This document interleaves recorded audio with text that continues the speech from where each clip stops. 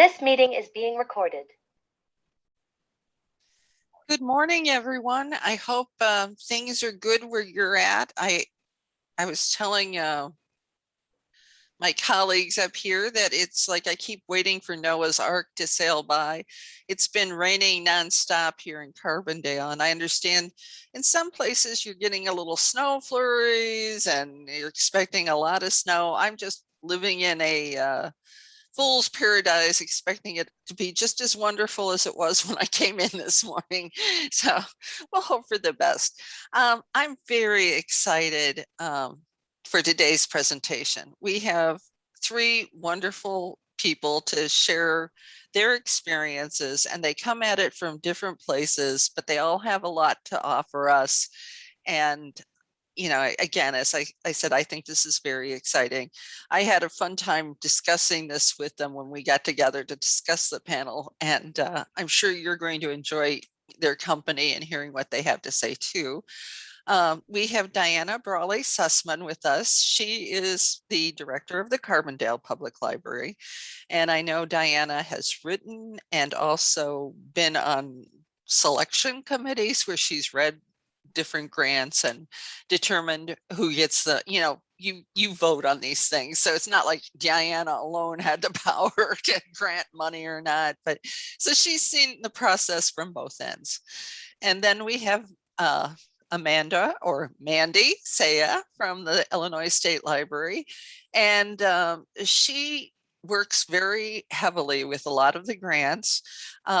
Mandy shared with us that she has worked in other libraries as well before coming to the state library, and she's had experience in both publics and schools, and it's made her perfect for the position she's in right now. And she'll be sharing a lot of experience, a lot of her own experience, and also kind of a little bit of the perspective from the state library. And then we have the new kid on the block, Suzanne Johnson from Sesser. And Suzanne has had years of experience working in schools and getting grants through that. And I asked Suzanne to join us because she's impressed me with the number of grants she's already gone after in her short amount of time. And she's been successful. And it's like, I love her can-do attitude, and I'm going to turn it over to her and let her talk about it. Okay, Suzanne, take it over. Okay, well, first I'd like to say thank you to Anna for inviting me to join this Members Matter meeting alongside Amanda from the Illinois State Library and Diana from the Carbondale Public Library. Because being a brand new library director, at first I thought I wasn't sure what I actually could bring to the table. But after thinking about the title of the program, writing grants, hints, hacks, and hopes, hope is something I think that I could possibly give. And so thinking about hope and being an English teacher, the word hope has two definitions. The first is to have a feeling of expectation and desire for something to happen. And so when I retired as a public high school English teacher this past June, I came to be working in the same month as the Sesser Public Library's director. And what I quickly learned from this endeavor is that just as a teacher's objectives are to meet the Common Core Illinois state standards, a library director's objectives are exactly the same. We have standards that we have to meet. And as we all know in this position, that being able to reach these objectives, funding plays a crucial role. And so that's where the second definition of hope comes in. It's listed as number 2. It's considered an archaic definition, but I think it's a significant definition because it means to have a feeling of trust. And since June, I have received the ECF grant, I have received the General Operations Humanities grant, and I have received the Road to Recovery grant. And I found that having trust is an important key with grant writing, because being new and not knowing the ins and outs of things, I had to take some leaps, and I had to reach out several times in order to find direction and to find answers. So Anna Yackel and Ellen Poppet and Dina Porter at IHLS are definitely the people that I grew to trust, because they always pulled through for me when I was brave enough, to call them and ask them. I mean, they even came to the library several times to have meetings with me and put me in the right directions that I needed to be in. And so when I did begin writing these applying for these grants, I emailed and I made phone calls to people at the state level. And just like IHLS, these people at the Illinois State Library and at Illinois Humanities were all extremely, extremely helpful. So I think that by having clear objectives and by staying focused, I found that hope really carried me through so far in these 8 months, and I hope it continues to do so. But as far as me being able to give the information that these other two people have to give today, I'm going to fall short on that. So I've got my notes and my pen handy, and I'm going to learn today. Like everyone else, I'm going to ask questions, because those hints and hacks and hopes, are pretty important. And I'd like to introduce now to you Mandy Saia. Mandy, I've seen your emails concerning Road to Recovery, and I need to thank you right now, face to face, for all of the help that you have given. I'm so impressed with the way the Illinois State Library and people like Pat Berg and yourself, and I mean, it's just on and on, all of the people that are so helpful and prompt, to respond, and not, I don't know, I never felt as if I could ask any question, no matter how,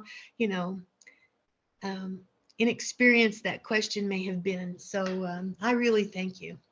Oh, yeah. I always worry that people get tired of seeing my name in their inbox, or Yes. just. Oh, no.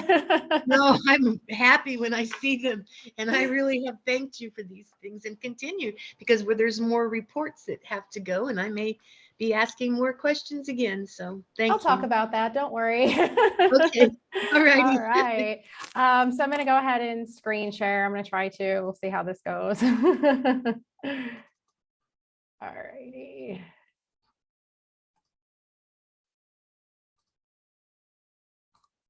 Okay, there we are. Okay, so yep, my name is Mandy, and I'm the LSTA Grants Coordinator here at the Illinois State Library. I'm actually just over a year in this job, so I am a work in progress. Still learning every single day. Again, everybody here who works in my office has just been so great at guiding me. Like Anna said, I have a lot of experience working in libraries, 6 years at a school library, and then quite a bit of time at public libraries as well. And then I actually worked in the Talking Book and Braille Service program here in the library before I came to library development. So I've been all over the board. But I actually didn't really have a lot of experience writing grants before I came here. But since I brought all that experience with me, as far as knowing what libraries need and how they work, it's turned out to be a really good fit. But what I wanted to kind of do for you guys today is just take some of the anxiety about applying for grants and give you some foundational things to research and look at before you even have that grant application in front of you. Just a little bit of data gathering and kind of knowing what to expect can really go a long way before you start writing. So let's see if I can advance. So these are some of the grants that we offer at the Illinois State Library. These top two, the LSTAs and the Project Next Generations, are the one that I carry knowledge about. And then the others that we've got in-house experts for all of these as well. So if you're interested in construction grants or school district library grants, we've got people that we can direct you to for those as well. So just so you know, we've got all kinds of stuff floating around here. But just a real quick background about LSTA grants. It's library services and technology, and we engage Illinois residents through library technology programs and services for lifelong learning and services for persons who have difficulty using libraries. We're funded by the Institute of Museum and Library Services, and through the grants to states administrative agencies. In FY19, we awarded over $4 million in grants. And then just this year alone, we also awarded almost $5 million in ARP grants. So we've got a lot of financial support, and the best way to keep that financial support going is to get really good grants every year, and we can let the public know what great work you guys are doing. So I'm just gonna try to hit a couple of points that what I have found just reading grants on the outset, it seems that it would be really helpful for people to know, again, before you write this grant. So I'm going to touch a little bit on allowable and unallowable expenses, good old budgets. I'll try to keep that one brief because I know they're not very exciting. And then reporting requirements, planning and developing, and then finding some inspiration about what kind of grants you want to write. So allowables and unallowables, every grant is going to have those. LSTA grants have static allowables and unallowables that pretty much cover every grant that we offer. The general allowables include things like educational supplies that directly support your project, books for participants, home library, promoting advertising for the program itself. This is in contrast to giveaway items like library bags, pens, buttons, things of that nature. So there are subtle differences between the kinds of materials that you can purchase with your grant funds. And so again, that's a good piece of knowledge to have, going into it, knowing what you're allowed to spend money on and what you're not.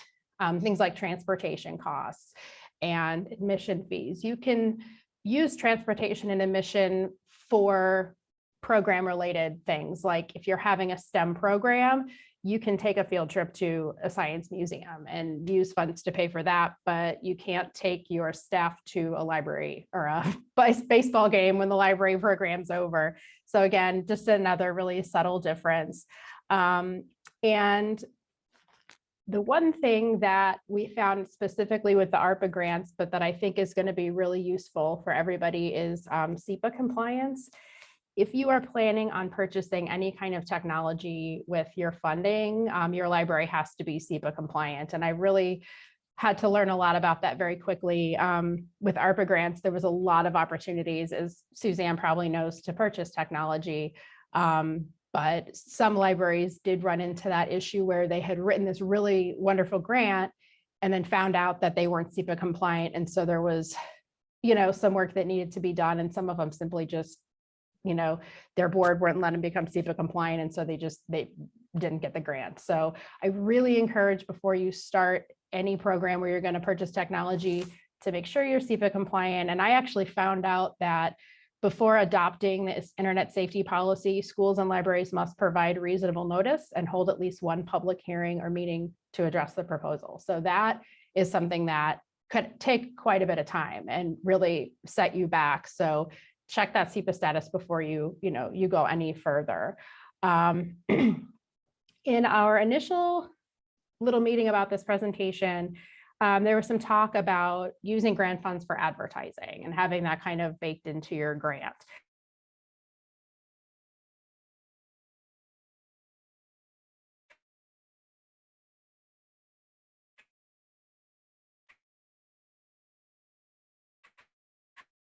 Your program. You can do that, but it has to be program specific PR. So you can say things like, come to the library for our Project Next Generation program where we're going to, do STEM related activities, but you can't say, come to our library, it's great.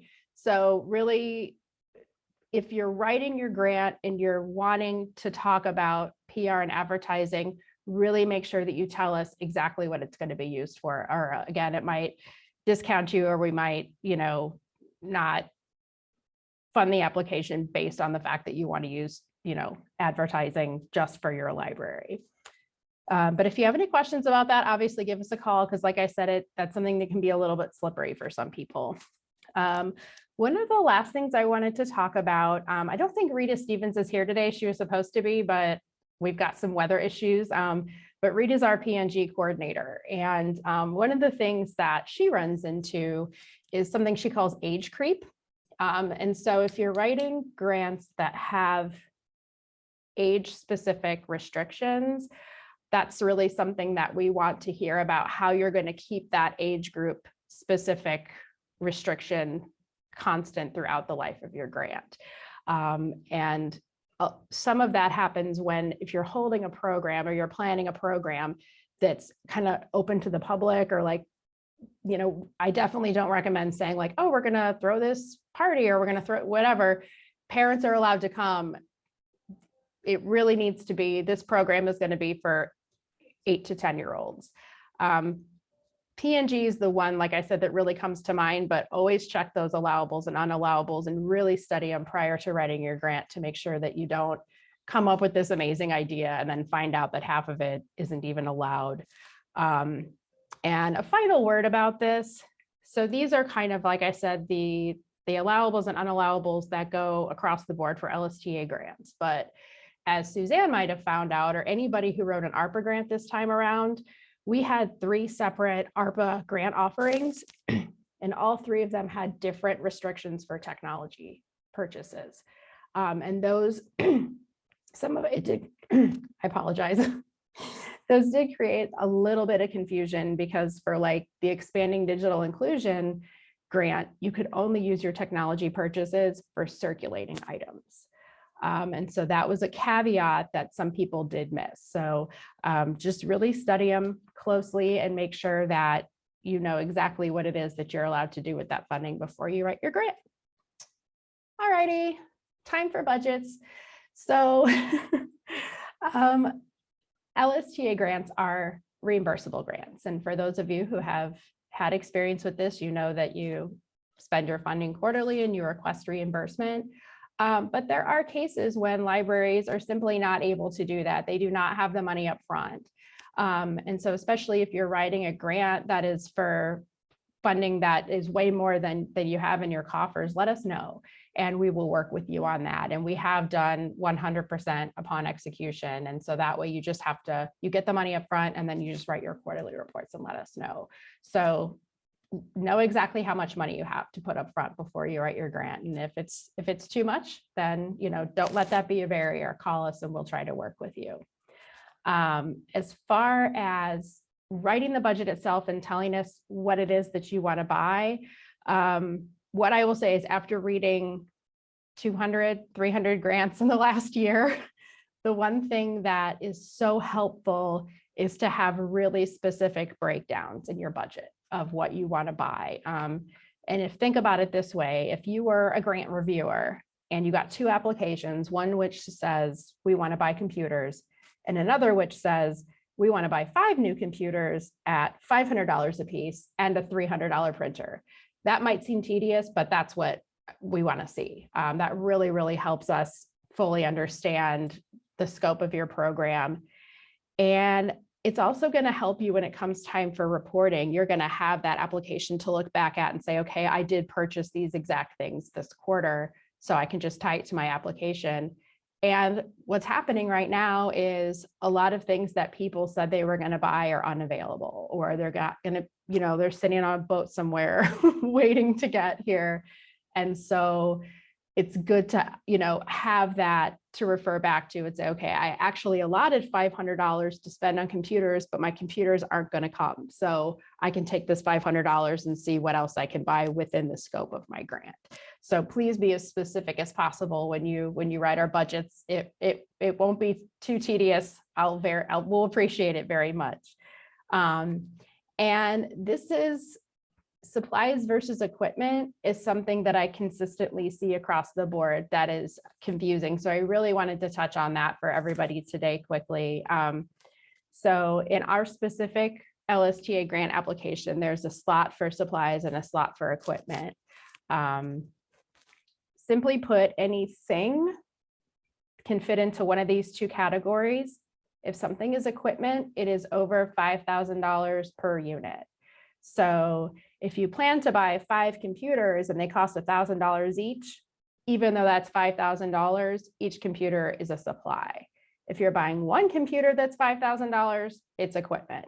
It seems like a silly detail, but it's something that all of us see so consistently that I really want to make sure that you guys know that on the front end. And so when you're planning your budget, that's something you can really be aware of, especially if you're buying big pieces of equipment.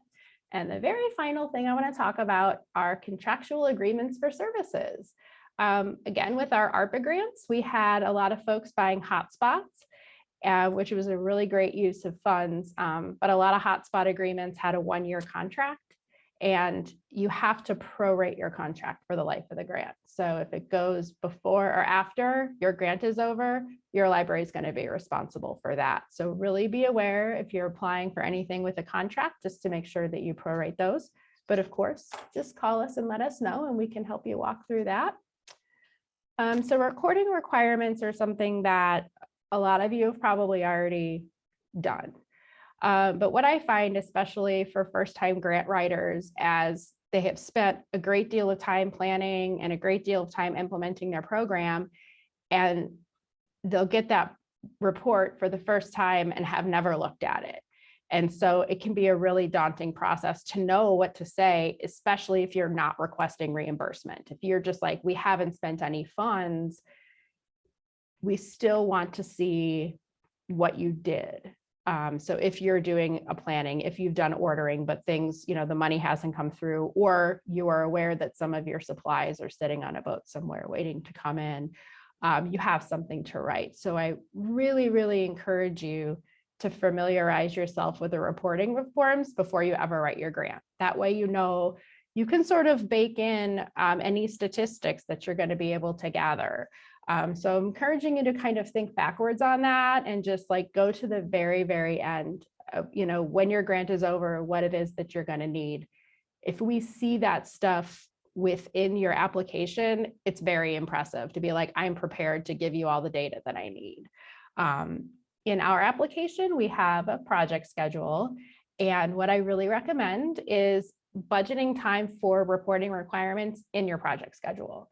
And those are quarterly. And if you just pop those in there and let us know that that you're going to have to do these every quarter, it is such a relief. It's going to help you and it's going to help us. And I've put a link down here to the grant reporting forms, so you guys can take a look at those and play around with them. The reporting forms are self-calculating, so that's another good thing to kind of familiarize yourself with.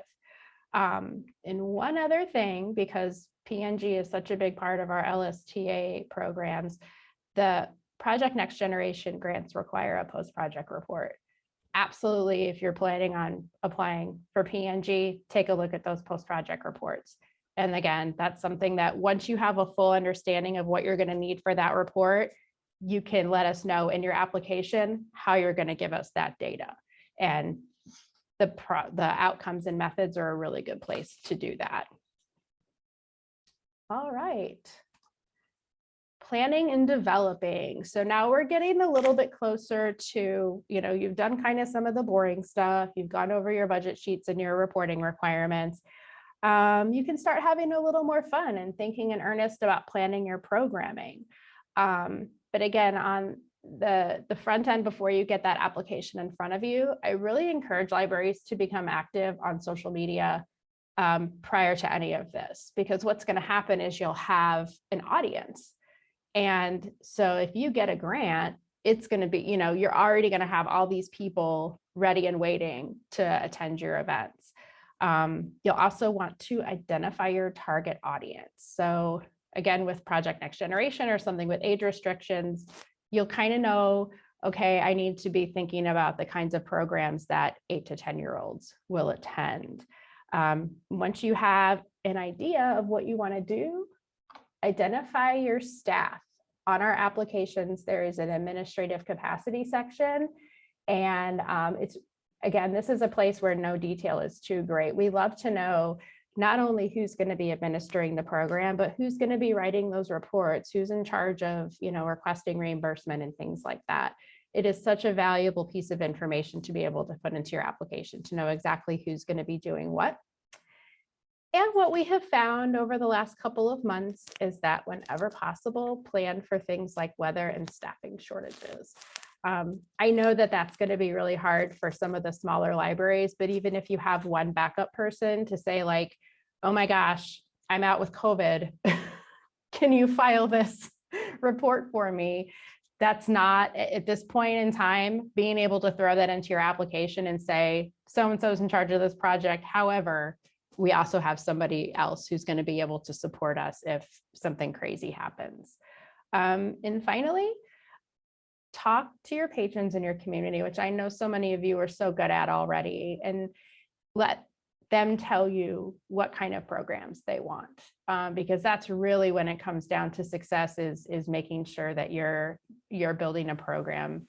You know, we have all kinds of hopes and dreams that we want and all kinds of programs we want to do, but it might not be what our patrons want. So, you know, if you can find a middle ground with that, it can be really helpful.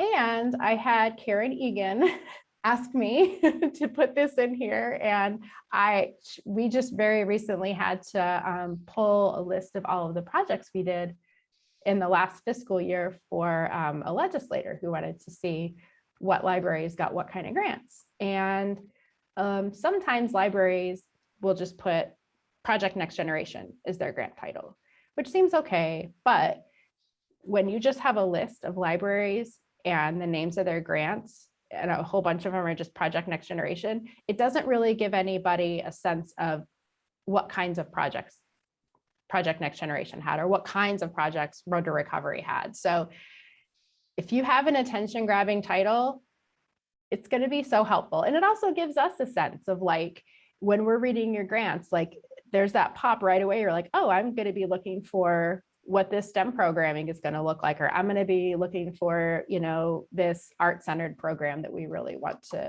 to put on. And it helps us in our reporting too, which I'll talk about in just a minute. All right, so finding inspiration. We're getting close to the end. We have so many good resources about finding inspiration for your grant projects. Some of you may not know that the state program report is something that you can look at once it's filed, and you can go back many years. But that is the project report that I file at the end of every fiscal year, detailing every single project that we funded. And it's a publicly searchable database, so anybody can go in there. And these are projects that have been funded and that were successful. And so if you're kind of feeling out of the weeds and you know that you need to do something, that is a really great place to start. Web Junction also, of course, has, you know, really great webinars and things. And, you know, this Exploring Topics for Programming is a great place to start. But I wanted to draw attention to two really great projects that we had in the past year, successful Project Next Generation grants, the Moline Public Library and the Evanston Public Library. So just really, really exemplary projects. And so again, you've got this blank grant application in front of you and you're looking for inspiration. That's a great place to go. So this is kind of my final thoughts here. These have been our long-range plan goals for the last 5 years. And we have had some really great successes with them. You can look at, if you go to this link right here at the bottom, there's actually a link within that page that takes you to our last long-range plan. And so these were the focuses that we had for the grant offerings that we created. But we are working on our new 5-year plan right now. And so as a final thought, I'm asking everybody here to kind of look forward to the next couple of years and what sort of grants you guys want to see. We have obviously had a huge amount of social and political changes happening in our communities and in our libraries. And we want to address those in our next 5-year plan. And we want to create grant offerings based on what it is that you guys need and what your communities need. So I'm encouraging all of you to reach out to me. You can call me or shoot me an email. I got a really great email from Diana earlier talking about, you know, possibly offering grants to install social workers in libraries. And I'm just so impressed with that idea. It's something that, you know, I've heard kicked around, but yeah, I was just like, oh, this is so great. I worked as I emailed you earlier, I worked in a public library for many years, and we had a large homeless population, and there just wasn't enough help for that. And I don't even think having a librarian social worker was on our radar, and it just would have made a huge difference. So think about what's going to make a difference in your community, especially now that we've gone through what we've gone through the last couple of years. And, you know, I would love to hear from you. This is perfect timing. I'm talking to you guys right as we're getting ready to write these goals. So I want to know what kind of grants that you need or want in the next couple of years. So here's a link to apply. These are all of our forms and everything that you need. I'm sure some of you have learned that the version of Adobe that you use to fill out our forms and applications is very specific. Please call me if you are having any difficulty with any of this. It's something that we're kind of working through. Adobe Acrobat Reader DC is what you need. If you don't have it, call me and we'll try to figure out how to help you out with that. And finally, here's all of our contact information. That's me. And then of course, Rita, she's our Project Next Generation coordinator, and she's a wealth of information and just responds so quickly to everybody, and is really great about guiding people through that. And of course, Karen, our associate director and my mentor, and who's taught me everything I know so far, is also a great resource. So that is all I have for you guys today. Thank you so much for letting me talk about how to help you guys get started on writing your grants. Okay. Well, thank you, Mandy. I'm just interjecting here between you and Diana. I just wanted to echo your offer, you know, where people want to call and offer suggestions. They can also contact me, and I talk to you guys all the time, so I'm happy to pass them on that way too. But I do want to say the people at the State Library are very friendly and approachable, and they really are interested in you succeeding. So never hesitate to reach out to them as well. They're a great group of people, and they really do want to help you. Yep. So, okay. Thank you. And we will circle back for questions later. So Diana, take it away. Thanks. That was fantastic hearing from both of you. I have written a bunch of grants, and we have, we've gotten P&G grants at this library for at least 15 years. I've also been on a lot of the grant committees for the Illinois State Library. Years ago, I read for LSTA. I've read for the Live and Learn construction grants and for the literacy grants. And it's a lot of reading, but it's also a lot of fun. So if anybody would like to get that insider's perspective, I do encourage you to give that a try. And I want to talk to you about several things. One is to show you some resources that are on our website that you are welcome to use, and also to talk a little bit about even branching out further from the just what the Illinois State Library offers into foundation grants and that kind of thing.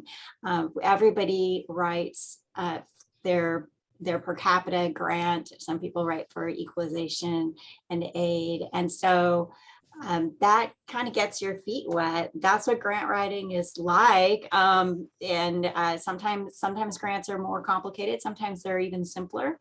But you've all got a little bit of practice when you're doing that. I encourage you also to apply for E-rate, which is a federal grant, if you are SEPA compliant.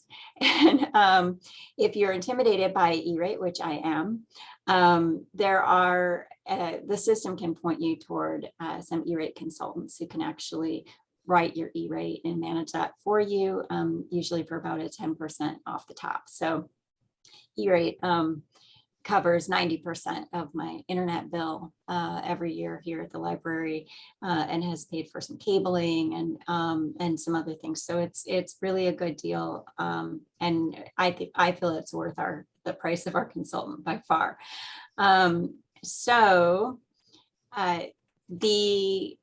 I first want to show you. I will direct you later to our website.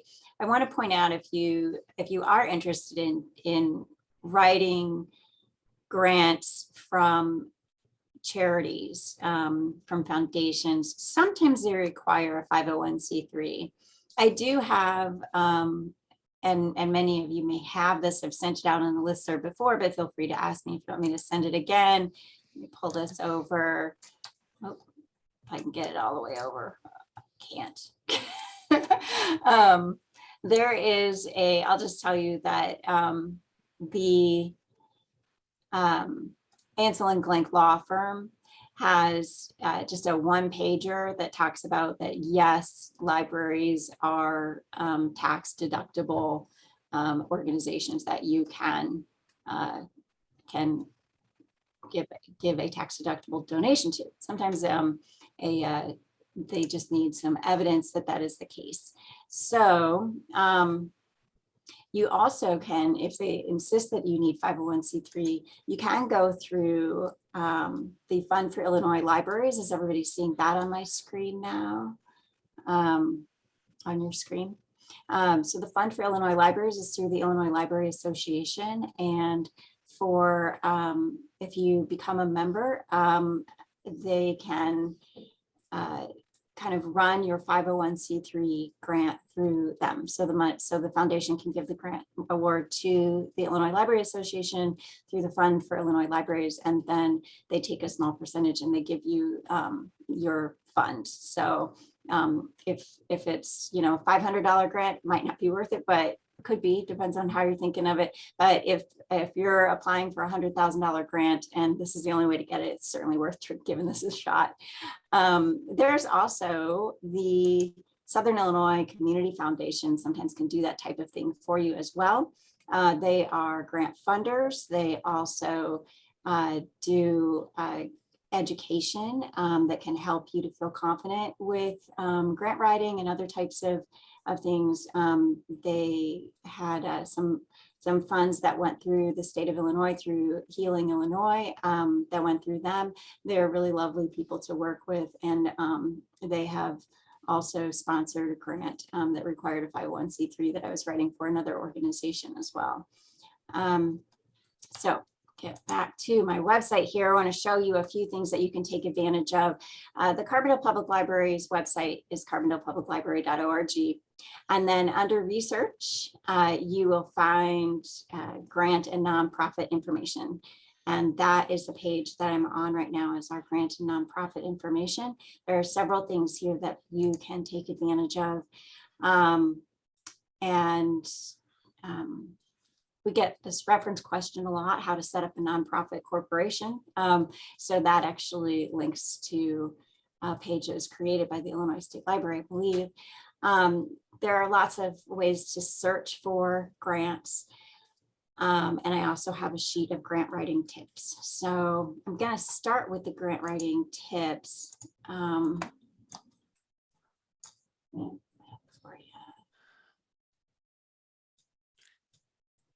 And this is on my website, and you can,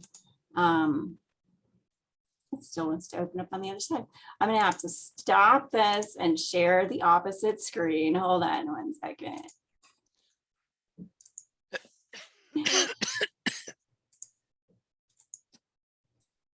Oh my God. There you go. So I have created this. I created this myself for grant workshops that we've given. It shows some information that is good to gather so that you have it handy. So let me know if you're not seeing this, but you can go ahead and fill this out. I actually have it as a fillable PDF as well, so you can download either and use it. And it has some of the types of things you'll want to have handy when you're writing a grant, like a DUNS number, which is a really easy number to get if you don't have one. Your tax exempt number, which we use the one the Illinois State Library provides, your FEIN, and some information like your annual budget and some of your population demographics. For libraries, that would include like how many card holders you have and that type of thing. And then anything else you feel is relevant. And then project ideas. And the needs and prices, as Mandy was saying, to be as specific as possible. And then notes about possible funders as you research your potential grant funders. When it comes to prices, I recommend just go ahead and search and then write down the specific thing that you are looking to get and where you're looking to get it from, so you know exactly what it costs and what it is that you would be getting, so you can list that in your grant. And then I always put, like, in parentheses, or equivalent equipment, or that way if it is stuck on a ship, you don't necessarily have to do like a budget amendment. If you've said that you're going to buy Dell computers and it turns out you're going to buy Asus computers, that will be okay. Or when it comes to sometimes listing a person, you know, we are hoping to hire this specific person who is volunteering for us, or a person with equivalent experience, so and qualifications. That way, if that person becomes unavailable because they get their dream job or something, then it won't matter. And I have a whole list of tips for what to do, you know what your needs are and gather those details ahead of time, because you just never know when you're going to see the perfect grant opportunity. And maybe that you see it 48 hours before it's due, so you don't have a whole lot of time. So anything you've gathered beforehand in terms of prices and ideas about what you'd like to do, information about your target audience, that's going to save you some time. And then personnel expenses, don't forget to include things like payroll expenses and that kind of stuff in either what you're going to ask for or what you're going to have to be expected to cover. And finding potential partners. I know we're all like really great with organizing with other organizations in our communities and networking. Just be sure, to not never assume that someone will be your partner and write in that they will be if you haven't actually spoken to them, because you are committing them to sometimes an easy role, but sometimes a little bit of work. And if your grant funders can tell that you haven't reached out to them, then if you've committed them to a major role, you probably want to be sure that you get a letter of support to include in your grant proposal. And if that's not there, then it's like, well, this kind of all hinges on your partnership with the Boys and Girls Club, and I don't see any evidence here that they've agreed to do that. And be sure to secure your matching funds, understand what that means. So for example, if a 50% match is required and you are applying for $1,600 worth of funds, that means you have to be able to come up with $800 yourself. And so don't write a grant if you can't meet the matching expenses, because then you'll be in bind. I'm going to show you how to find some potential funders, and they have this list of questions that you can ask those potential funders. That first, you'll want to look at their website, want to look at all the information on the database and see what you can answer for yourself. But then if you need to reach out to them by email or giving them a call, here are some questions that can kind of make that an efficient contact. And then I do have some tips for you as well. There's one tip that's not listed here, which is if you are applying for a grant that is going to be in partnership with another organization, or if you're applying for a grant that is going to be requiring work from a staff member of yours, involve those folks as much as possible in the grant writing process so that they feel a sense of ownership to it and it doesn't land on you when you get the funds. Essentially, when you're writing a grant, you are telling a compelling story of dire need for which this particular funder is offering the perfect solution for this grant, and for which you are absolutely capable of managing the project that you are proposing. So it's a lot about storytelling, and that is a very detailed story that you're telling as well. In my experience from being on grant review committees, the grant reviewers are usually volunteers with some level of expertise in the area, and they are reading hundreds and hundreds of pages of grant proposals, often for similar projects, and it can get kind of convoluted in your mind. You're doing it on top of doing your job, so sometimes you're tired when you're reading. Anytime you're writing a grant, be sure to write exactly what is requested on each question. In some ways, that individual question is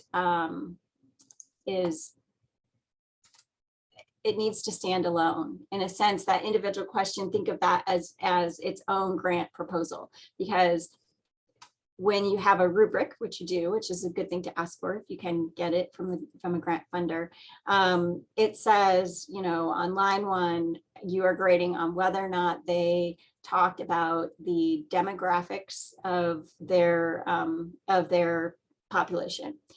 If you talked about your demographics on a different question, so you feel like, oh, that's covered, I don't have to answer that here, you're wrong. You have to answer it exactly where it's asked. And if it's asked again in another question, answer it again in the next question. You might reword it slightly differently so it doesn't feel so, you know, repetitive, but answer absolutely everything that is asked in every single question exactly where it is asked. That is the most important thing. They might read half of your grant and go to sleep and then wake up and read the other half. So be sure to attend to that. Now I'm going to share again. I'm going to show you my website and some resources here for you to take advantage of if you like. So that grant presentation, that grant preparation worksheet is on there. You can download that in either format. And then we have a list of websites with helpful statistics. It's really good to use a statistic where possible, to use hard data. But the other thing that can be helpful in addition to hard data is just quoting somebody. You know, if you don't have hard data to prove that you need something, you can quote someone. You can also tell compelling stories of need from your users. So for example, you might, maybe somebody gives you a wonderful compliment about how this service that you offered last year really changed their life. You quote them, get their permission to quote them, and then next year when you apply to expand that program, you can include that quote as well. And then there are several free websites like grants.gov, which you can use to search for federal grants. And I'm going to talk a little bit about a few other organizations when I get towards the end of this, some neat grants that we've applied for and received that were not too intimidating or anything at all. And then wanted to show you our databases. Right now, temporarily, you can apply for 24-hour access to the Foundation Center database. The Foundation Center database is comprehensive, so it is big and has pretty much everything in it. And if you do apply for that, 24-hour free access, that day pass, take advantage of it. Be ready to know exactly what you're wanting to look for funders, and then save the funding, save the foundations and so forth that you find in the federal grants and everything. It's going to have absolutely everything in it. They only allow libraries to subscribe to this, I think, like once every 100 miles or so. So it might not be something that your library could get access to for their patrons, but you are welcome to come here and work with at the Carbondale Public Library. We'll log you in. You don't have to have a library card to go through our databases here. I recommend that you make an appointment with our reference librarian, because she's really good at showing people the ropes and getting them started on these. But you don't have to. Any of us can get you logged in and get you started.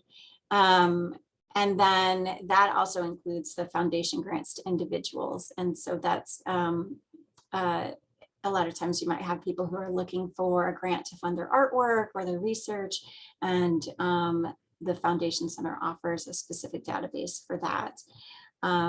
And then I wanted to talk to you more about these other two, because these are really affordable grant databases that you could very easily apply for add to your library collection if you so choose Grant Forward and Grant Station.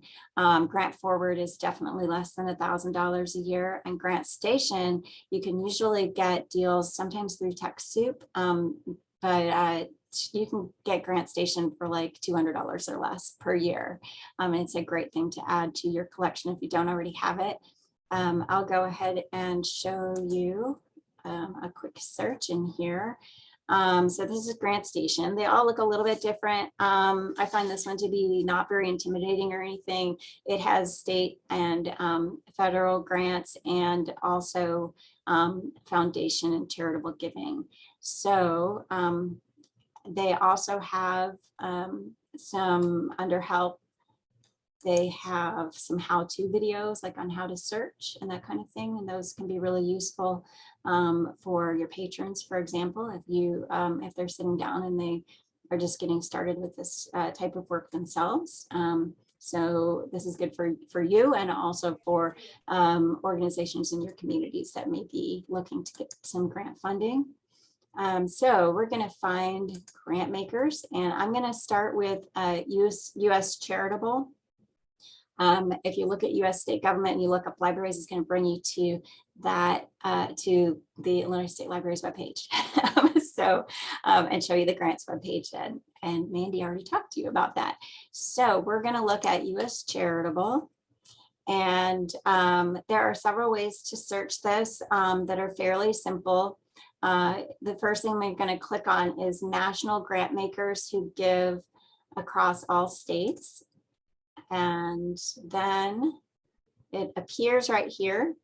And then I'm also going to select Illinois. Even though I do this, I will still find some results that specify other states, but I'm going to go ahead and select Illinois as well. So up here, you can see that that is my geographic scope, USA and Illinois. I apologize because the print is kind of smallish. And then we can choose areas of interest, and each of these target population, types of grant makers. For example, if you want to look just at corporate giving, maybe you don't want to go with religious, or maybe you want to do the opposite. If you want to look at all of them, these are basically going to narrow down your search. Anything that you choose is going to narrow down your search and make it more specific. And then what I want to do is, let's see, I'm just going to do a quick keyword search on libraries, because that's going to yield plenty of results. It's going to be down here at the bottom. Hang on. Okay, I'm going to put libraries. I'm going to submit.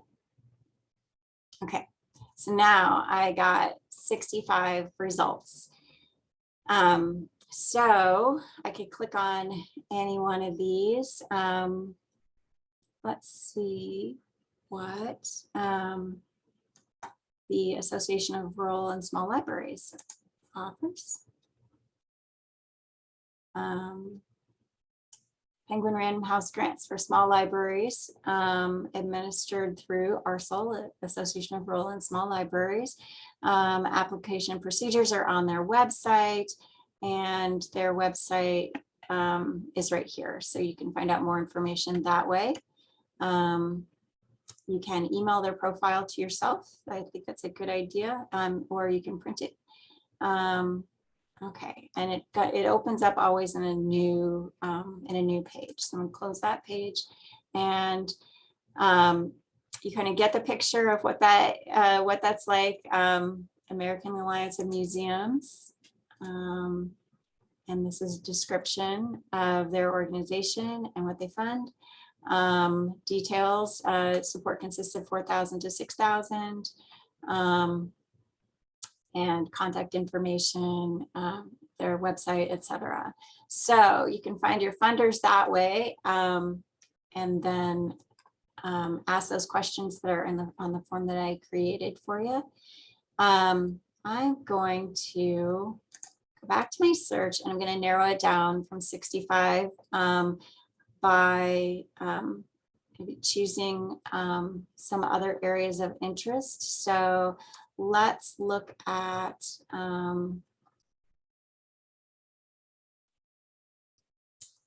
under social services and issues. I want to click on poverty because there's a lot of poverty in my community. That narrowed it down to 8 results. And so if I click on one, like the Lilly Foundation, let's see what they do. Their emphasis is on Indiana, especially Indianapolis.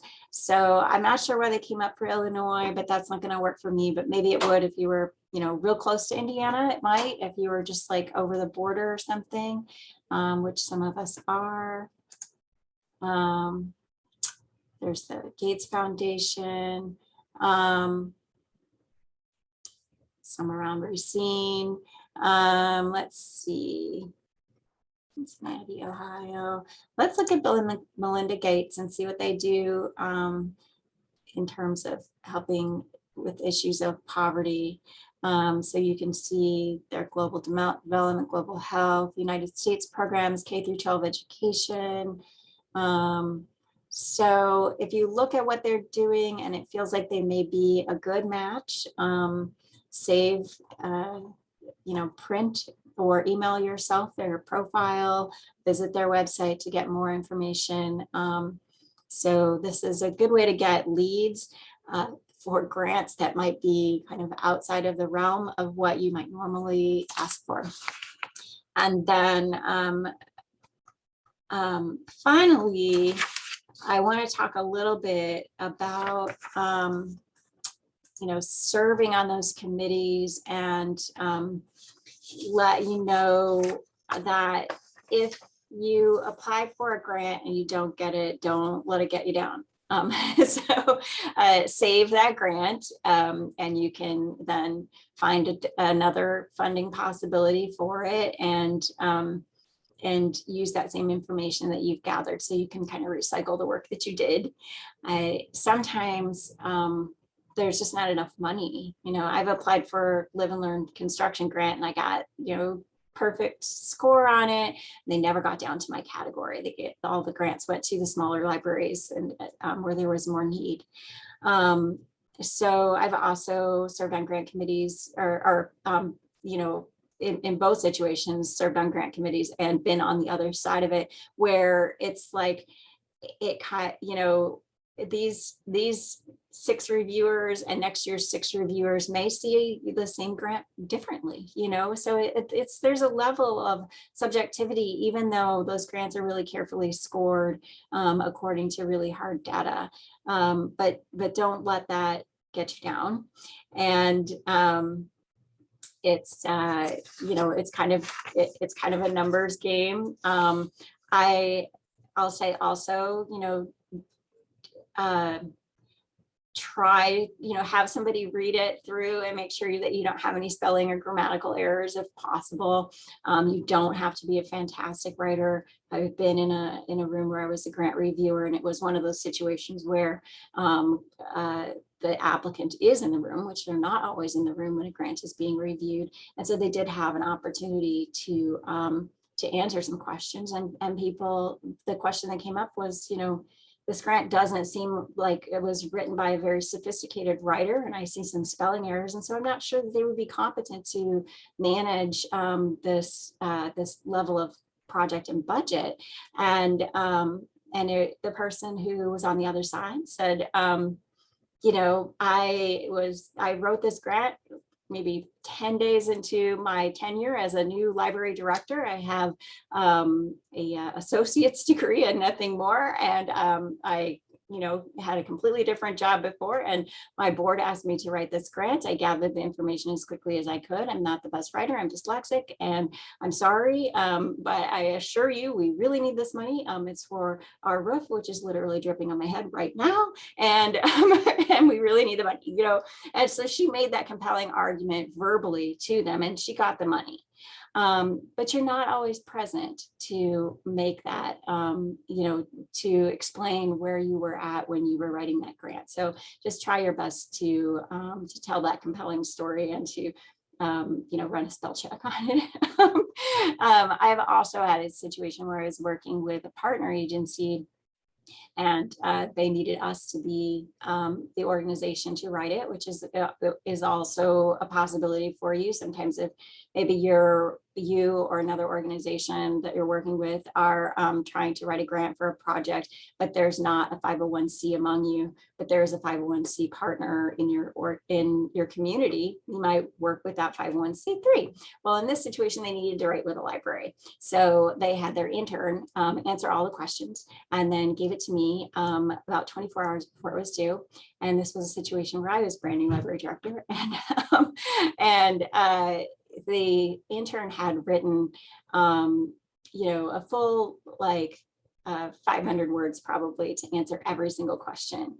And when I went in to submit what she'd given me, each question had a 100-word limit. So I had to edit down all of her work. Took me about 12 hours. And it was about 24 hours before the project was due. So I did it out of the kindness of my heart because I wanted them to get the money, and they got the money. But word limits and sometimes character limits are a real thing. And when you are filling those out in those predetermined PDFs, a lot of times it will cut you off. So if you are just typing, pay attention to what goes in there, because if you may have told a compelling story, but they only got your first paragraph, and then it stopped. So make sure that everything you wrote is appearing in that PDF, and narrow it down, take out extra words and that kind of stuff in order to make sure that it fits and to make sure that you are putting in everything that is requested on every single question. I wanted to show you a few fun grants we've gotten real quick. 1 second.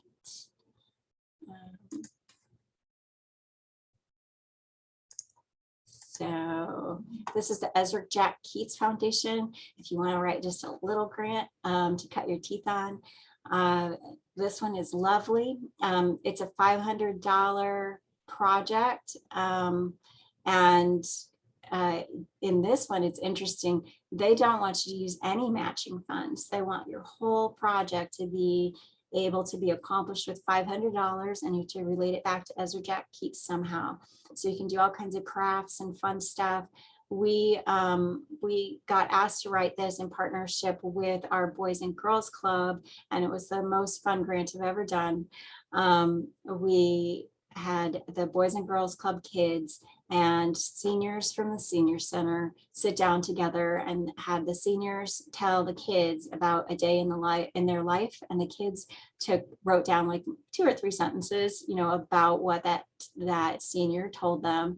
And then it went back, and we had the kids and the seniors draw pictures and write stories. We took photographs of the kids and the seniors, and we had them cut out their faces and stick it on their illustrations. And then we created a book, a self-published book, and they each got a couple of copies of the book, and it had their illustrations and their faces and the stories that the seniors had told had told to the kids. It was a really beautiful project, and those kids will get to keep that book forever. And we have copies of it in the library. And that whole project was just $500, and it was really, really neat. We got some publications out of it. It was really a lot of fun. So that's a really small one that is kind of special. I also do recommend working with the Illinois Humanities Association. They offer a lot of different grants every year, and for programs and all kinds of stuff. We did a mentorship program this year with Envisioning Justice grant. That too was really neat, and they keep your eye on them. They are really easy to work with. They're lovely people, and you also end up networked with a lot of other people who've gotten those grants, which has enabled us to find speakers for other programs from other organizations in Illinois that did work where we needed a speaker to talk about the type of work that they did. So I highly recommend the Illinois Humanities. So that is it for me. Thank you. Okay, thank you so much. This was amazing stuff. I found it very useful. I've taken notes on what all of you have said, and I'm hoping that others have found it as useful. I know I'm going to plan on booking some time at the Carbondale Library, maybe a week or so. Because it's like, I do hope to go and look at those, and I will be looking for grants for the system as well as for our libraries. And it looks like there's plenty of things to choose from. And I am currently in the process of writing grants. I'm going to get Diana's form there and use that as I write. So that was amazing. I thank you so much for that. I'm just, and I love your grant ideas, and I loved some of the grant locations that Mandy shared. And I, have also seen amazing grants in action at Suzanne's library. So I'm going to now open up the floor to people who have questions. You can either type them in the chat, or we can try to unmute, and you can ask them that way as well. We already have a comment from my colleague, Leah Gregory, who is our new school membership consultant. And she says, amazing and helpful information. And I agree with that so much. Now, I think one of the things, you get these grant offerings, and I think sometimes people go, oh, that's great, the money's good, but what am I going to do? I could use the money, but do I have a project? So how would you all three suggest? I mean, I know I have kept like a kind of an idea book, a little notebook I have with ideas of things I would like to get money to fund. But if you don't do that, or you're new to the job and you have a board, and I know a lot of boards are pushing more and more for people to apply for grants, how do you come up with ideas? And how, once you have an idea, do you match it to the grant? So any thoughts or comments on that? I can speak to that a little bit.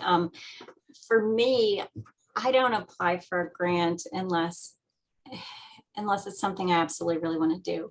And sometimes boards, and I see new nonprofits think this way sometimes as well. They're like, oh, money. And it's like, well, it's money for a very specific purpose. So if your library is struggling with money and what you really need is to be able to hire more people, and you see a grant in order to do this project that doesn't allow you to hire any more people, but allows you to hire some craft supplies, and you don't have anyone to sit down and do a program using these craft supplies, then that is not the grant for you. You need to make sure that any money that you're applying for is a project that you really want to do. So that said, so sometimes people think of grants as revenue, and to some extent it's revenue if it is for something that you need. So if you need wiring and you apply for E-rate funding to get wiring, put cabling in so that you have a better internet connection throughout your building, then that is revenue. That's money that you would have spent out of your own pocket, and instead you were able to use grant funds to fund the majority of that project. But that said, for me, sometimes I, like with the Envisioning Justice grants, for example, I had been talking with a community organization for at least a year about the fact that the community had come up with the idea that we needed some mentorship programs for at-risk youth. And so I saw a grant for that basically. And so I wrote it. it's if you keep your eye on your inbox and you search for grants, just kind of, looking at through databases to grants.gov and that kind of stuff, and you see something that's like, this is what I've been needing to do, and this is the funding for it, then apply for that grant. It can be difficult if you're trying to fit a square peg into a round hole. So if you see a grant and it's like, this probably isn't the right funding source for this, but maybe they'll give it to me, you can try, but there's a good likelihood that the grant reviewers are going to read it and say, we're probably not really the right source for this. So, if you find that the thing you want to do is what you really want to do, and this grant is the perfect target, then you're more likely to hit the bullseye with that. But in terms of just like, if you're just wanting to do more programming, you're just wanting ideas, like Mandy put up, some great ways to do that. There are some Facebook groups like about programming for libraries, like Programming Librarians is one of those. There used to be, there's a website that's still up that is no longer being maintained, but it was the Library Incubator Project. And it was just basically articles about really cool things, really cool projects that people had done. So you can find inspiration that way by, looking at the Library Incubator Project, looking at that on that Facebook group for things that people have done, those sites that Mandy gave, talking with your colleagues, talking with your community about what they would like to see happen and what their needs are and their concerns are all ways to get that going. Just think creatively, dream about what you'd like to do, fun things you'd like to do, and then keep those things in your mind while you are looking at potential funders, and open your email when you see things, when you see newsletters come from IHLS, from the state library, or from ILA, because you'll see grant opportunities on there, and you might see one that's just perfect. That's exactly what you need. Thank you. Mandy, Suzanne, would you like to add anything to that, or? Yeah, I think so. I would say, especially for new library directors, talk to your seasoned staff. They are the ones who've been, on the ground and in the community and talking with patrons and getting to know people. So really lean on them and find out not only what they think their library needs, but they could have gotten a grant 10 years ago that worked out really well. And then be like, we can try for this one again, because I know that it's offered every year. Again, hindsight is 2020. When I was working in a school library, I ran a school library for 6 years, but had no real mentorship or anything. I kind of went into it blind, just having public library experience. What I wish I would have done was talk to every teacher there and find out what it was that they needed from the school library, and then sought grants out in that regard. It's one of the, I can almost just kick myself, but I was very young and very inexperienced. But yeah, especially if you're working in a school, talk to your teachers and find out what their students need and what they need from the library, because it can be a really great source of support. But oftentimes school libraries especially are just woefully underfunded. So yeah, lean on the people who have been in the community and have experience with this sort of thing, for sure. Okay, thank you. Yeah. Okay. I can say a little bit, Anna, if you would like. Oh, yes. Mm-hmm. When you said to speak to teachers, I appreciate that you said that, because in my experience as an English teacher, it's not that my school, which is an excellent school, I'm very proud of Sesser District 196, and we have been able to help our children. But when they go home, I had found oftentimes that Wi-Fi accessibility, or having a computer, a laptop, rather than just a phone, that was a need. So I knew that coming in.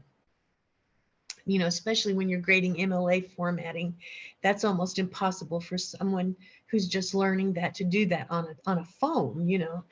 And so I think that if you get a really big picture of what your demographics, to take a look at what's going on, see what, we really need, and then everything else seems to fall into place.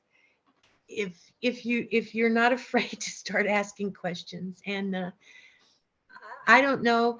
So someday I may meet Pat Berg, but when I do, I owe her, a fancy dinner like 5 times over, because I have asked her so many questions, and she has every time given me answers, emailed me back.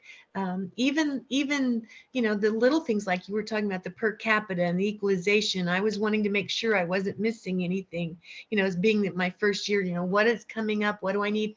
Right away, she came back and helped me. And so things do fall into place when you take something big and then you start to find the details and work around it. And I've noticed, like with Road to Recovery grant, I've had to ask some questions, like you were saying about the specific items, and like if I could get those 2 desktops, what am I going to put them on? Because I have a very small space. And so, out went my question and back came my answer. And so I feel very safe and secure with working with all of you. And I'm very proud of this little library. I invite all of you to come to see what we are doing. And we're working with Ring Lake College right now to help with adult literacy in the area. And I want to say thank you once again for all the help. And even like Christopher Library, I asked many questions to the director there, and she was always lending a helping hand as well. So I think that we are all in a very good community, which is how I felt when I taught, but now I'm just as proud. So thank you. Thanks, Suzanne. Thanks, Mandy. And thanks, Diana. I think those are excellent responses. I do have another question that's come up through chat, and Vanya has asked, she wants to say thank you for all the great information. And she's asking, do you need board approval to go after a grant? Do you want to touch on that, Suzanne? Or, I'll let you go first and then we'll go down the line. Well, Vanya, I work closely with our board, our library board, and we are also a library that's a community, a municipal library. So we're with the city. And so I also meet with the board, with the city board as well. And so we're always coming up with ideas and brainstorming and trying to see, where our needs are and what can we do. And we do make decisions that way. I don't do it by myself. I want them to help me as well. And so we work together, we come up with decisions, we vote on it, and then we go from there. Okay, thanks. Mandy, Suzanne, Mandy, Diana, do you have anything you would like to add to that answer? No, I would assume that it just varies from library to library and on whether or not, boards require approval. But that's definitely not my area of expertise. Sorry. It's okay. I do not get board approval to write a grant. My board my board is very careful about not micromanaging me. And I would say, though, that there are 2 things you can do. One is to, a few things. One, look at your board bylaws. That's number 1, and read through those and see if it says anything about anything related to what you have to get permission to do. And then ask your former library director if you're new. Ask your staff what the protocol was, whether anybody ever needed to get permission from the board to do those types of things. And then if you're still not sure, talk with someone who you trust on your board and ask for their opinion. It's very important to cultivate that relationship. And if you're going to make a change in how that relationship works, that's something that needs to happen gradually over time. And the first thing to do is to build trust. So you don't want to violate that trust by just going out and doing something that shocks them. So you know, it's you got to cultivate that relationship. So I'd ask a board member, you know, take a look back maybe through old board reports, for example, old minutes, at grants that your library may have gotten. State library might also be able to tell you some look back a couple of years at grants. If you're really not sure, the staff can probably tell you grants that your library has worked on. Take a look and see if the protocol was that if there's anything in the minutes, you know, saying that this director got permission to submit this grant, for example. Take a look and see what the, you know, what the standards are for your library. I always kind of recommend toward shifting the zeitgeist in your library away from your board micromanaging your director. You shouldn't have to jump through hoops in order to apply for funding for something. If I was applying for funding to get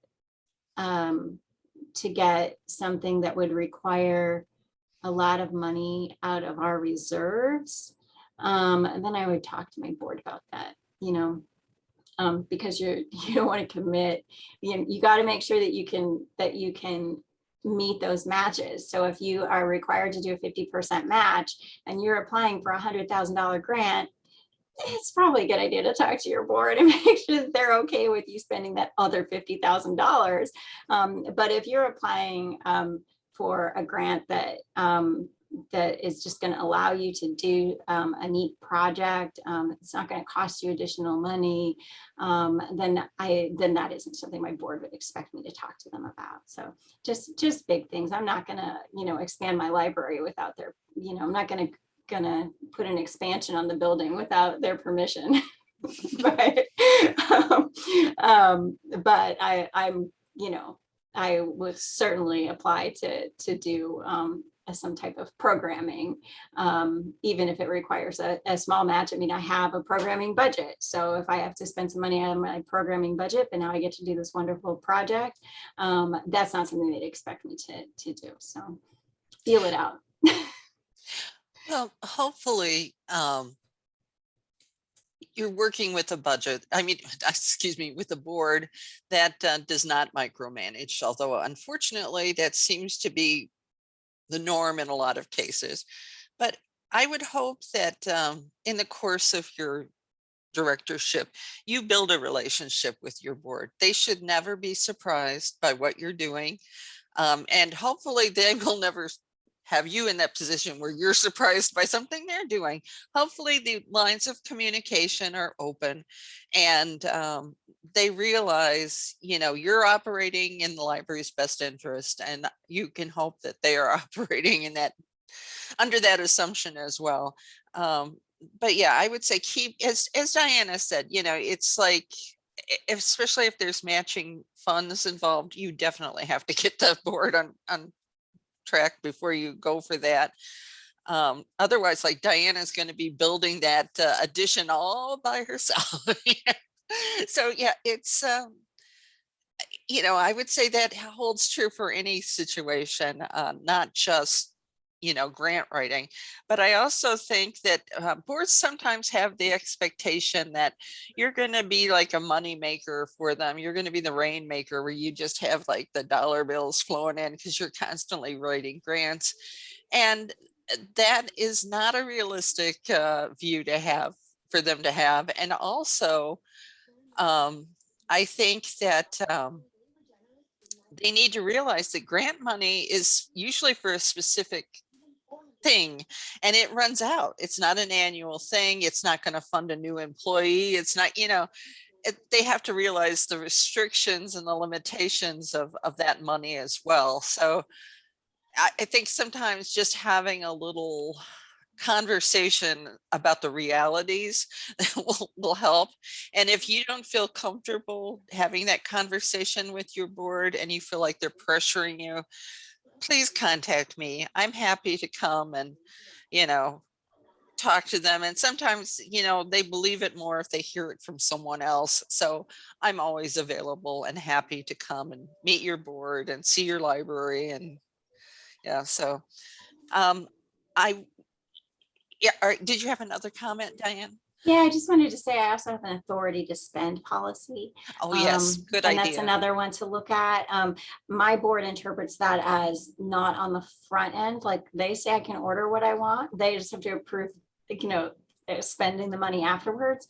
And that's on one individual, thing. So for example, if I have the authority or you have the authority to spend up to $5,000 on any one item, and you're not asking for money, for grant money that's more than that, you're not, but if you're looking to buy a major piece of equipment that is going to cost you, that one individual piece of equipment, $10,000, and you don't have the authority to spend $10,000 on a single thing, then you might take that as a cue to talk to your board first before you make that expenditure, because they're going to have to be the ones to approve paying that expense once that piece of equipment comes in. So that's another way to think of it. And then something that you just said that made another important thing kind of come to my mind is that some grants, a lot of grants, in fact, I'd say probably most, are sort of one-shot deals.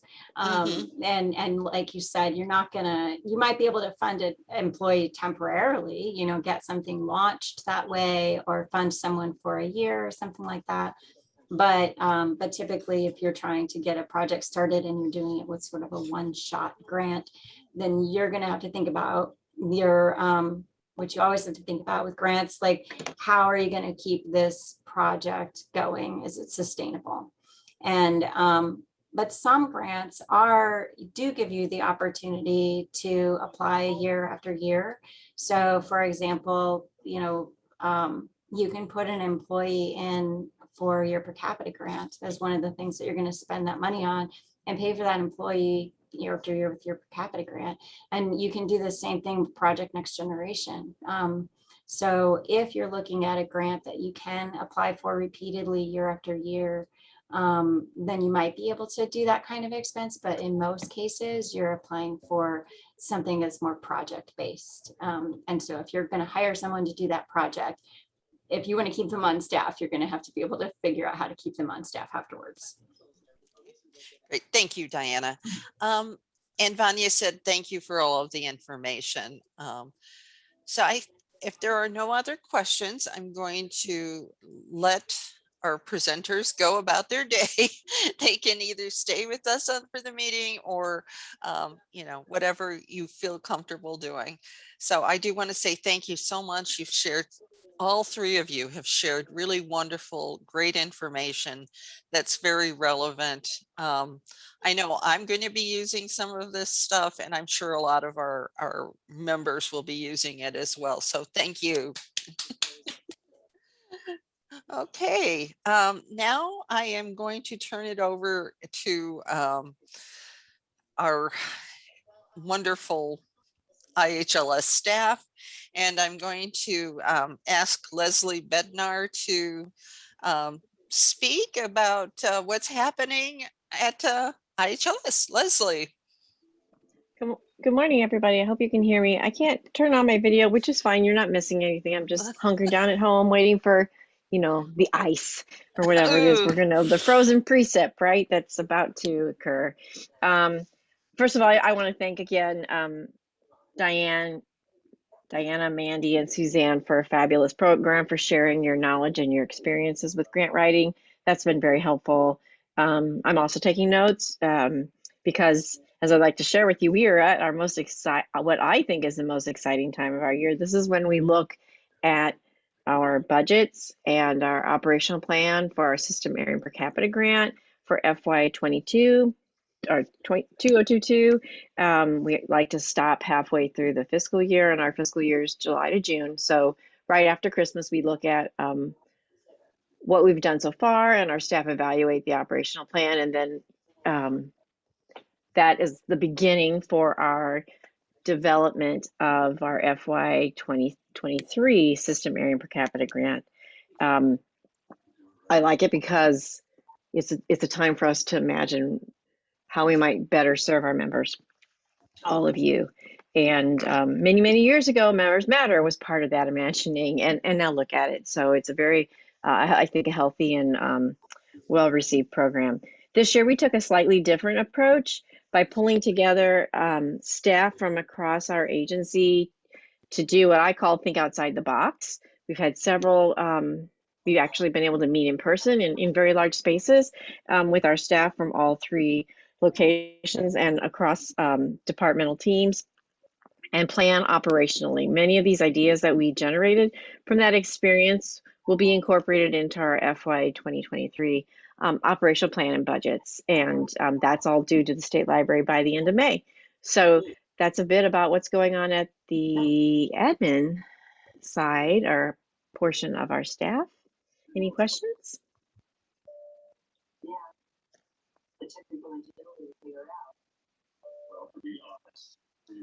Okay, thank you, Anna, very much.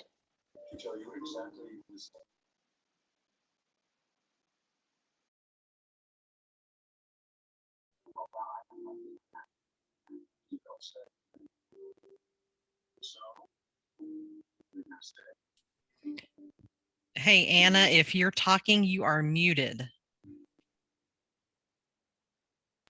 Thank you, Dina.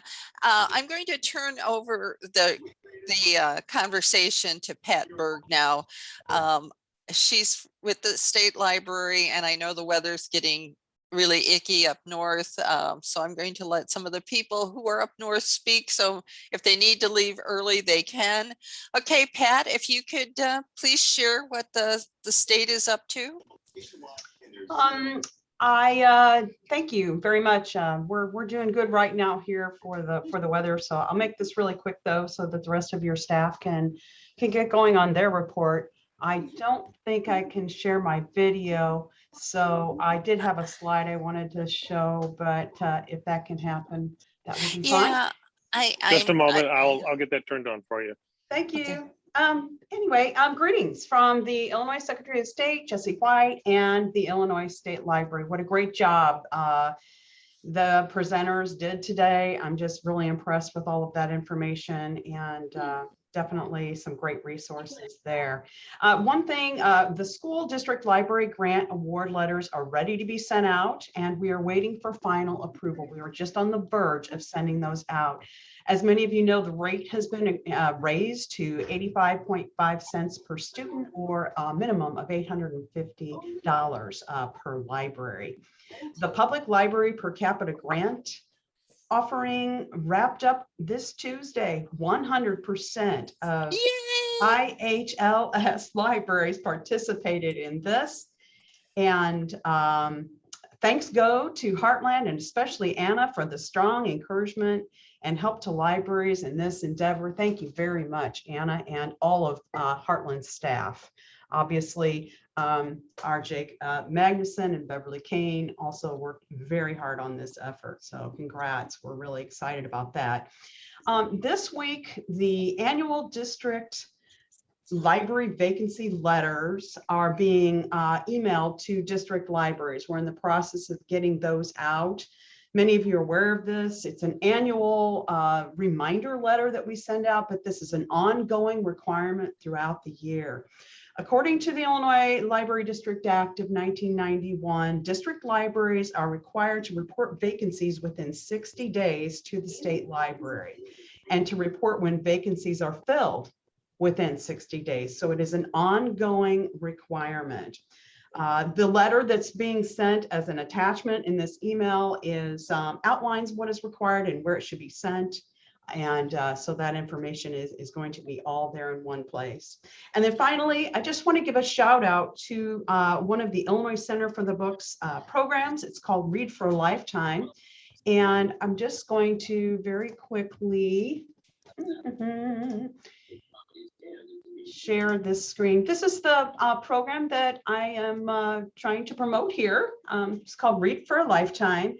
This is managed by Beverly Kane here with our library development group. And as you can see, there's a little blurb here about what it's all about. And we have an upcoming deadline Friday, April 15th for submitting your list of books. And it gives all the information down here as well as to how you're supposed to do that. And there's some great statistics here. And here's Beverly's information at the end. But basically, this program is a reading program for high school students that takes place during the school year. And it encourages students to read for pleasure outside of their normal required reading for school. Students are in the midst of reading their titles right now from that book selection list, which is down here under book list. And it's just a really great program. And I just wanted to give a shout out. Thank you. And that is all I have to say for my report. Thank you. Thank you, Pat. I really appreciate that. And I would like to echo Suzanne's comments about all of you, all that you do for us. And we appreciate it. And I will join you and Suzanne at dinner sometime. Yeah. That's the gift ban problem. We can't do that. I know. No, we have a great team here. Thank you very much for all of that. But you can't do anything alone. I mean, the whole, the cliche, but it's true. No man is an island, no woman or person is an island. So definitely we have a great team here. Mandy alluded to that. Mandy's one of those team members as well. Beverly is, as well as all of the great folks here, Rita, and especially with all the grants. Karen is an amazing manager. So we have a lot of great people to work with, but you're most welcome. We are always available, and we really hope to be, as open as possible and to be as helpful as possible. So thank you very much. And thank you. And again, thanks to all the crew at the State Library. You are all wonderful. And I have used each one of you for many, many purposes, and I appreciate your willingness to help. And as I always tell our members, you guys are great people to reach out to, and you're always helpful.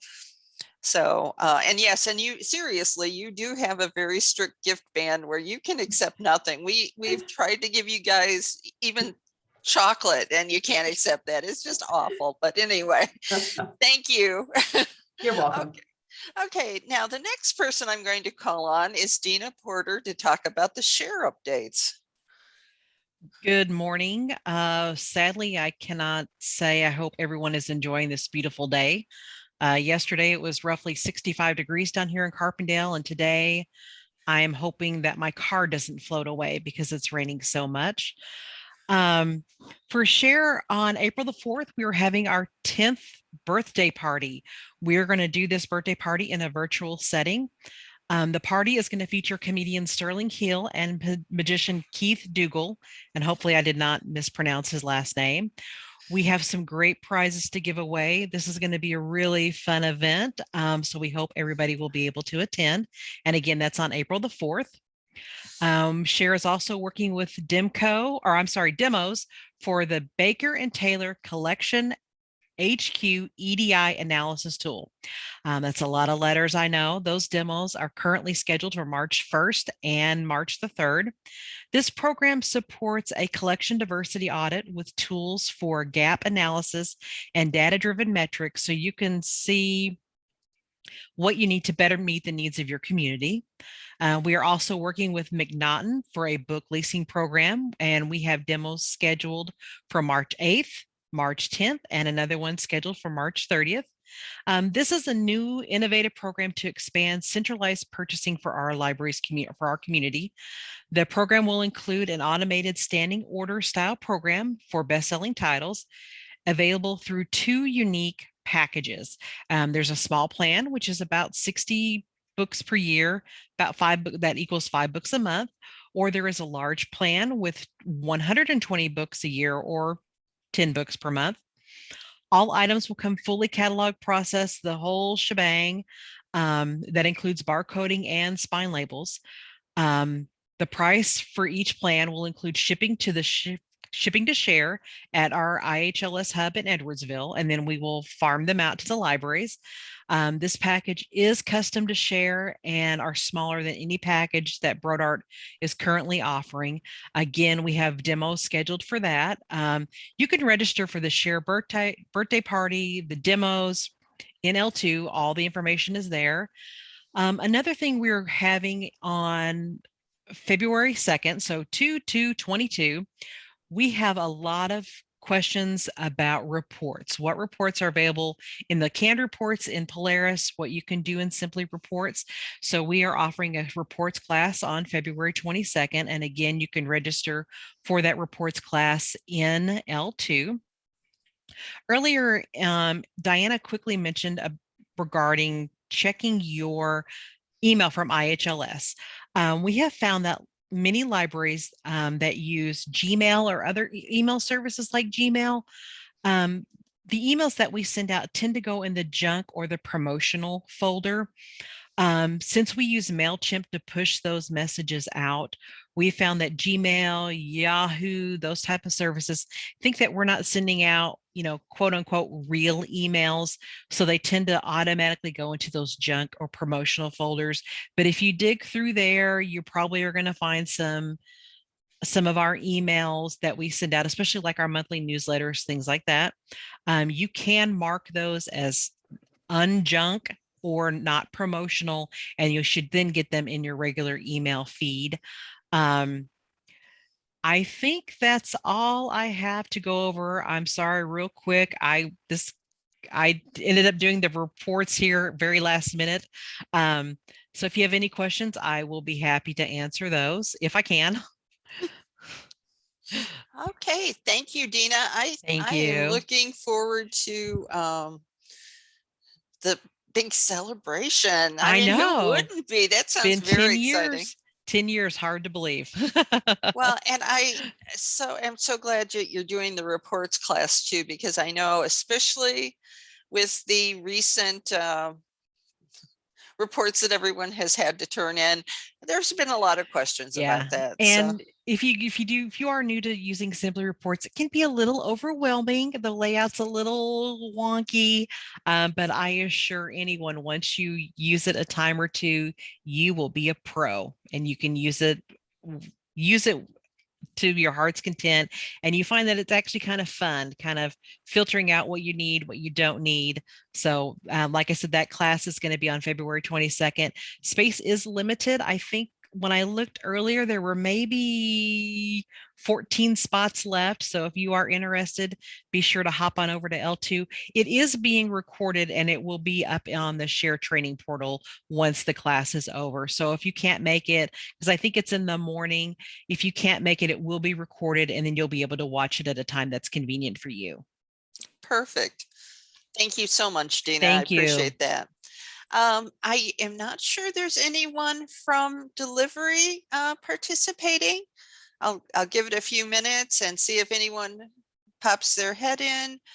The only thing I know, while we're waiting in case somebody is out there, I just wanted to remind people to not overload their tubs. Please, it makes it harder for the drivers and the sorters to deal with the boxes. So that's my promotional push there for delivery. If you have any problems, of course, call Linda Cates or the other Linda. I'm sorry, her last name is escaping me at this moment. I'm having a senior moment. But yes, one of the Lindas and in Edwardsville or Champaign, and they will be able to help you with any of your problems. And I am now at the part where we talk about membership. And I did just want to thank everyone for completing their reports and getting that per capita in. It's very important to your library to get that money. And I know these last 2 years have been very stressful, and the stress is not letting up necessarily. And I know that there are 1,000 things that are on your plate and more all the time. And it's yes, I do appreciate the effort that goes into doing that. And I do thank you so much for completing those. I'm sorry if I nag you too much. I try to keep it to a minimum, but again, I hope it's for all of our, in all of our best interests that you get those in and you do get the money. And we do keep trying to improve the process. And now I get to nag you about getting in your Illinois traffic survey and completing the certification. I will be sending out a reminder email with instructions once again, in case you've misplaced the old ones. And again, I encourage everyone to come to all of our members matters, which are on the third Thursdays. We'll have programs. We'll continue in this format for a while. So basically you can, like, on your calendar, just block off the third Thursday of every month. And we do record them so you can watch them later as well. I'm also going to ask Leah Gregory if she has any comments or anything she would like to add. She's still the newbie. And so some of this grant writing, I mean, some of the reports that had to come in are new to her. And this, you know, I know that she's working diligently on the certification stuff with the schools too. So Leah, would you like to say anything?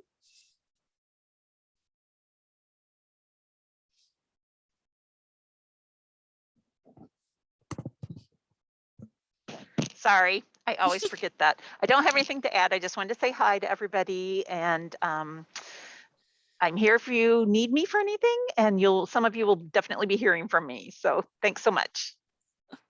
Okay, thanks, Leah. All right, I think we're at a spot where we can end today's presentation and sharing and everything. So unless anyone has any final comments or would like to share anything, I say we adjourn this meeting and let everyone do what they need to do. Stay safe. I hope this weather, as I said, I feel like Noah's Ark is going to come sailing by my window any day, anytime now. I'm just glad it's not snow. So for those of you facing snow, again, stay safe, and we'll see you next month. Okay, thanks. Bye.